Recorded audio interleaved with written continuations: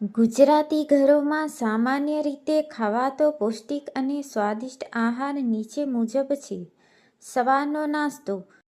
સવારની શરૂઆત હળવા પણ ઉર્જાસભર નાસ્તાથી થાય છે.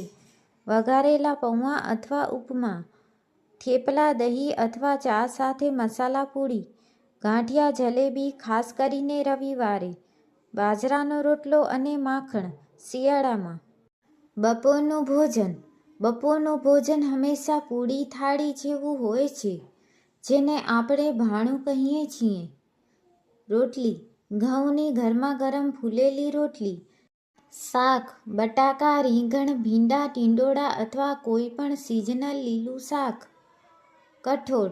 મગ, ચણા અથવા વાલ. દાળ ભાત. તુવેરની ખાટી મીઠી દાળ અને સફેદ ભાત. સાથે છાશ. ગુજરાતીઓનું અમૃત. કચુંબર, અથાણું અને પાપડ. સાંજનો નાસ્તો. સાંજે 4 થી 5 વાગ્યાની આસપાસ હળવી ભૂખ માટે મમરા, વઘારેલા મમરા. ખાખરા. જીરા કે મેથીના ખાખરા. બિસ્કિટ અથવા મઠિયા સાથે ગરમાગરમ મસાલા ચા. રાતનું ભોજન. રાત્રે ભોજન થોડું હળવું અને સુપાચ્ય રાખવામાં આવે છે. ખીચડી, કઢી આ સૌથી લોકપ્રિય અને કમ્ફર્ટ ફૂડ છે. ભાખરી, શાક. કડક દૂધની ભાખરી સાથે લસણિયા બટાકા કે દૂધીનું શાક. રોટલો ઓળો. શિયાળામાં બાજરીનો રોટલો અને રીંગણનો ઓળો. મઠિયા. દૂધી કે મેથીના વરાળથી બાફેલા મુઠિયા. નોંધ: રાત્રે જમ્યા પછી ઘણા લોકો મુખવાસ તરીકે વરિયાળી અથવા સોપારી લેવાનું પસંદ કરે છે. આખું અઠવાડિયું ઘરમાં શું બનાવવું એની મૂંઝવણ દૂર કરવા માટે અહીં દરેક દિવસનું વિગતવાર મેનુ આપેલું છે. આમાં પૌષ્ટિકતા અને સ્વાદ બંનેનું ધ્યાન રાખ્યું છે. સોમવાર. શરૂઆત પૌષ્ટિક આહારથી. સવારનો નાસ્તો વઘારેલો પૌવા, સિંગદાણા અને દાડમ સાથે અને ગરમાગરમ ચા. બપોરનું ભોજન. મગનું રસવાળું શાક, ફૂલેલી રોટલી, ભાત, કઢી અને કાકડીનું કચુંબર. સાંજનો નાસ્તો જીરા ખાખરા અને દૂધ. રાતનું ભોજન. સાદી મગની દાળની ખીચડી અને દેશી વઘારેલી કઢી. મંગળવાર. કાઠિયાવાડી સ્વાદ. સવારનો નાસ્તો મેથીના થેપલા અને દહીં અથવા છુંદો. બપોરનું ભોજન. રીંગણ બટેકાનું શાક રસવાળા. ચણા રોટલી, દાળ ભાત અને છાશ. સાંજનો નાસ્તો મમરાનો વઘાર, સેવ મમરા. રાતનું ભોજન. દૂધની ગરમાગરમ ભાખરી અને સેવ ટમાટાનું શાક. બુધવાર. લીલા શાકભાજીનો દિવસ. સવારનો નાસ્તો રવા, ઉપમા, વટાણા અને ગાજર નાખીને. બપોરનું ભોજન. ભીંડાનું સૂકું શાક, તુવેરની દાળ, ગુજરાતી સ્ટાઇલ ખાટી મીઠી ભાત, રોટલી અને પાપડ. સાંજનો નાસ્તો ફળ, કેળા, સફરજન કે ચીકુ. રાતનું ભોજન. દૂધીના મુઠિયા વઘારેલા અને લસણની ચટણી. ગુરુવાર. મસાલેદાર અને મજેદાર. સવારનો નાસ્તો મસાલા પૂરી અને ચા. બપોરનું ભોજન. ચોળીનું શાક, દૂધી ચણાની દાળ અને શાક, રોટલી અને ગોળ કેરીનું અથાણું. સાંજનો નાસ્તો મકાઈનો ચેવડો. રાતનું ભોજન. વઘારેલી ખીચડી, શાકભાજી નાખેલી અને ઠંડુ દહીં. શુક્રવાર. Mix vegetable. સવારનો નાસ્તો બાજરીનો રોટલો અને માખણ અથવા ચા ભાખરી. બપોરનું ભોજન.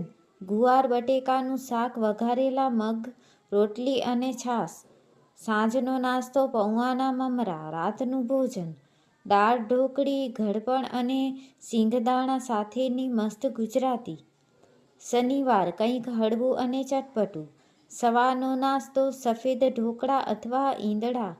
બપોરનું ભોજન. પંચકુટિયાનું શાક, મિક્સ શાક. રોટલી, કઢી, ખીચડી. સાંજનો નાસ્તો ભીજવેલા ચણા અથવા મગ. રાતનું ભોજન. વેજ પુલાવ, બિરયાની સ્ટાઇલ અને રાયતું.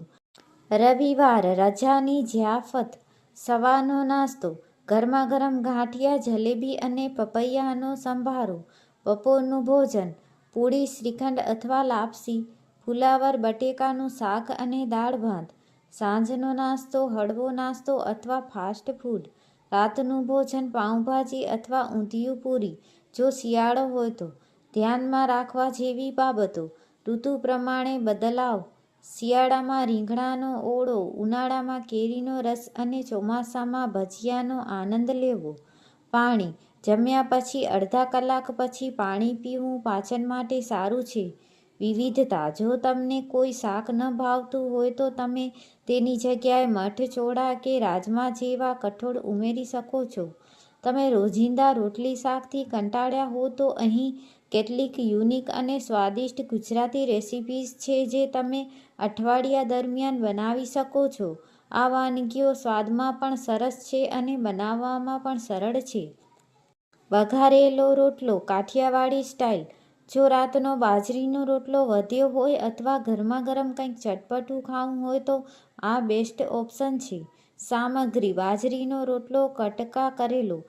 છાશ, લસણની ચટણી, રાઈ, જીરું, લીમડો અને ડુંગળી. રીત. એક કડાઈમાં તેલ ગરમ કરી રાઈ, જીરું અને હિંગનો વઘાર કરો. તેમાં ઝીણી સમારેલી ડુંગળી અને લસણની ચટણી નાખી સાતળો. હવે તેમાં છાશ ઉમેરો અને ઉભરો આવે એટલે રોટલાના કટકા નાખો. 2-3 મિનિટ ચડાવી દો. ઉપરથી ધાણા છાંટીને સર્વ કરો. મેથીના ગોટા. ચોમાસામાં કે રવિવારની સવારે આ નાસ્તો ખૂબ જ લોકપ્રિય છે.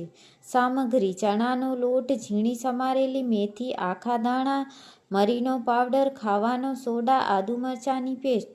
રીત. ચણાના લોટમાં મેથી મસાલા અને થોડું તેલ નાખી ઘટ્ટ ખીરું તૈયાર કરો. છેલ્લે ચપટી સોડા નાખી બરાબર હલાવો. ગરમ તેલમાં નાના ગોટા તળી લો. આને કઢી અથવા તળેલા મરચાં સાથે ખાવાની મજા પડે છે. ફાડા લાપસી. Sweet dish. રવિવારે કે કોઈ સારા પ્રસંગે આ પૌષ્ટિક ઘડપણ બનાવી શકાય. સામગ્રી. ઘઉંના ફાડા, ઘી, ગોળ અથવા ખાંડ, ગરમ પાણી, એલચી અને ડ્રાયફ્રૂટ. રીત. કુકરમાં ઘી ગરમ કરી ફાડાને બદામી રંગના થાય ત્યાં સુધી શેકો. તેમાં ગરમ પાણી ઉમેરી કુકર બંધ કરી 3-4 સીટી વગાડો. ફાડા ચડી જાય એટલે તેમાં ગોળ કે ખાંડ ઉમેરી પાણી બળી જાય ત્યાં સુધી હલાવો. ઉપરથી એલચી અને કાજુ બદામ ઉમેરો. સેવ ખમણી સુરતી નાસ્તો. વઘારેલા નાયલોન ખમણમાંથી અથવા ચણાની દાળ પલાળીને આ બનાવી શકાય.